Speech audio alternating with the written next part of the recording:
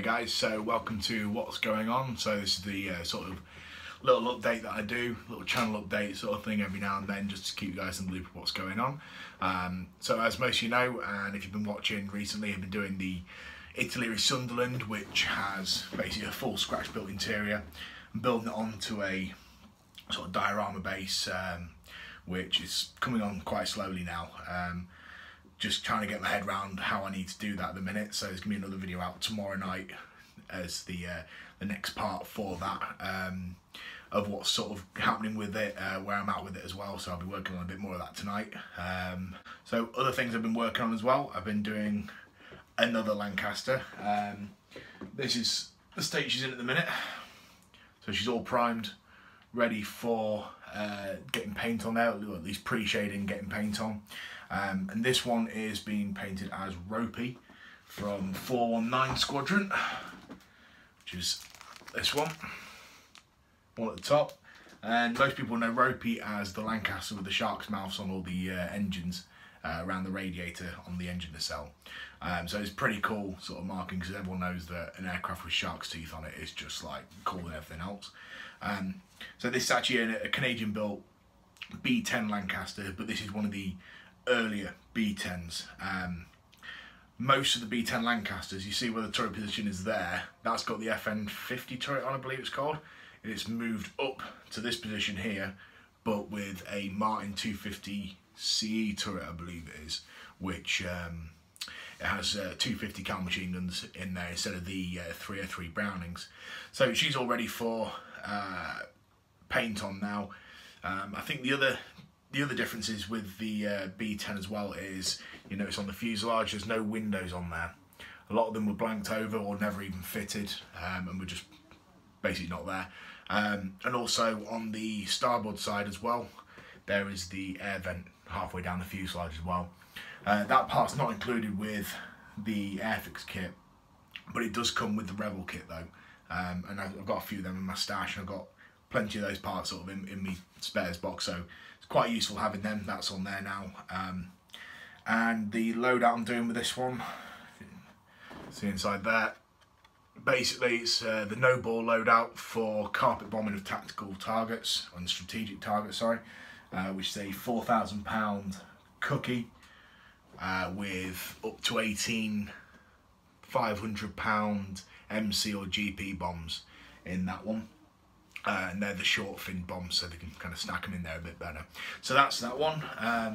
Another one I've already started recording as well. If you follow me on Instagram under the same name, Mohawk Models, you'd have seen me posting a few pictures up of, I'm looking over that way because I can see it on the shelf there, of the interior of a Lancaster. And this one's going to be quite a special build, this one.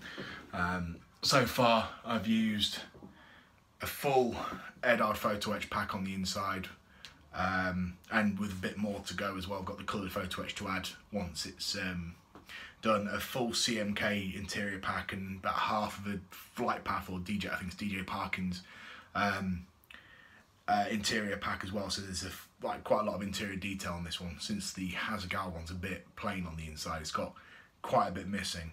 Got some of it in my hand here, just offer it up. So it's basically a more accurate interior.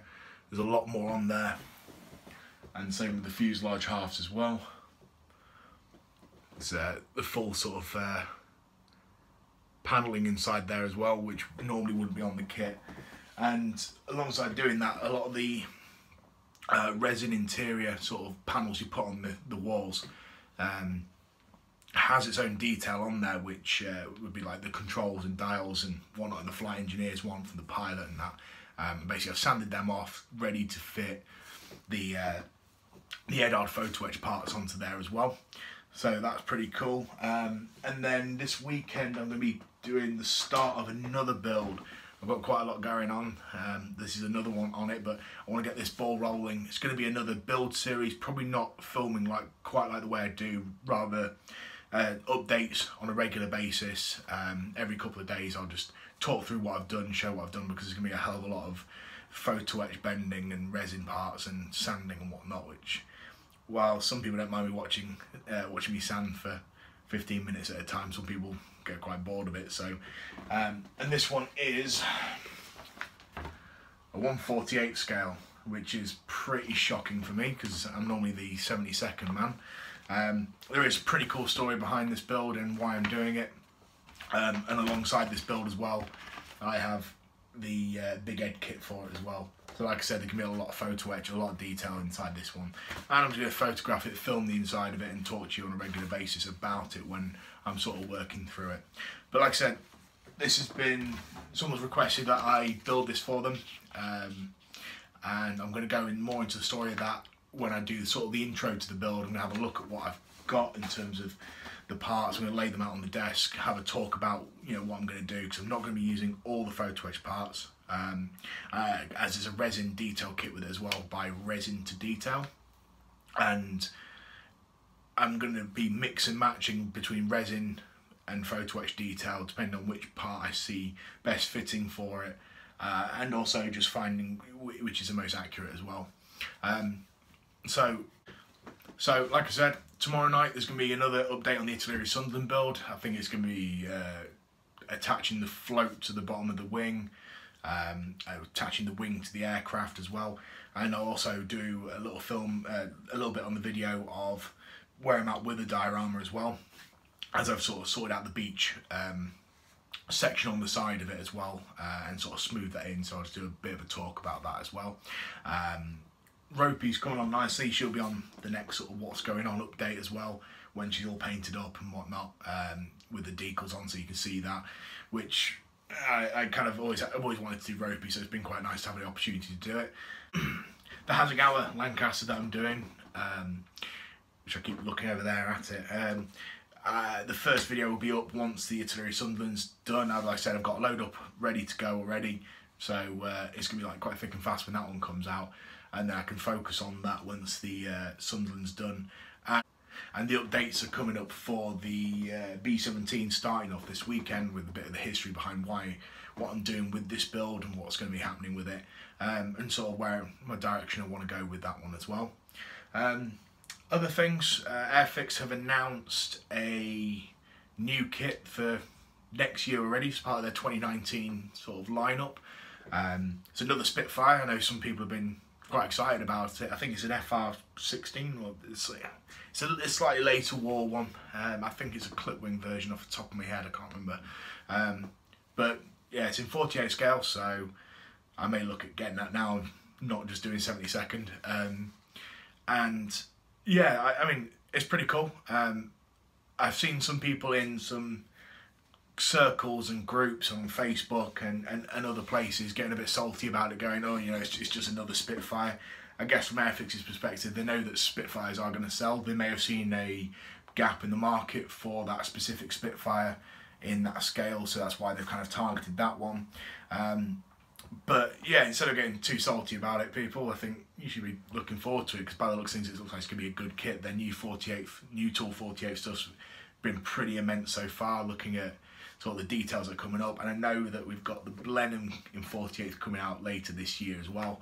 And if that's anything like the 72nd offering, it's going to be scaled up, bigger, more detail, which is always good. As for the new releases, I haven't really seen too much else being announced. Revell have gone pretty quiet. Their website doesn't really show much on there in terms of new releases, or at least the website I look on there, I just check out the website, and I think the last update they did on their website was sometime March or May, like earlier in the year. They haven't updated it since. So I've not really kind of touched base and kind of got up to date with what Revell are releasing either. And that's about it. I guess until next year we won't find out what Airfix is going to be offering us. I'm hoping there's going to be some cool stuff. As always, as you can always expect. I don't really know, there's nothing specific that I'd like from Airfix, but I'd like them to surprise me a little bit with something a bit different, a bit off the wall. I've been saying this for a long time. I don't know why Airfix haven't gone into the sort of market and gone, we're doing Lancasters back to back. We've done, I think it's 3 iterations of dam busters. They've done the B2, which is a bit of a different one. That was really quite off the wall. And I see some of those kits selling for silly price now. They stopped, now they're out of production, and they've just done a couple of like B1, B3s. I've been saying for some time, why don't they do the tall boy Lanc? Why don't they do the B1 special Lancaster? There's a hole in the market there. They really should get on that. since a lot of the sort of like resin aftermarket boys aren't really doing kits for it anymore, the only other one that's really about is the Hasegawa B1 Special, and if you want to get hold of one of them, A, you need to wait for one to come up for sale, B, you need to get your wallet ready because it's going to take a hit. They normally cost quite a lot of money. So Airfix, if you ever see this, which I don't know if you will, please do a B1 Special, please. Anyway, that's it from me. If you haven't already, there's a button down on this side, a little red button that says subscribe. Give that a press, you'll get more content updates from me, letting you know when I've got new content out and whatnot. If you like the video, give it a thumbs up. And since Airfix have just like started announcing new bits for next year, or at least one of the new tools for next year, let me know down below what you think of the Spitfire, because I know it's a lot of two camps. There's a lot of people going, yeah, this can be really cool, and there's a lot of people going, why another Spitfire, why not do something completely different? So let me know what you think, and if there's anything you think Airfix should really look into, like a proper gap in the market, that there is something completely missing, let us know down below. It'd be quite interesting to see what you think would be quite cool. Not so much what you want them to do, but what would be cool if they actually did. So as always, stay safe and happy modelling.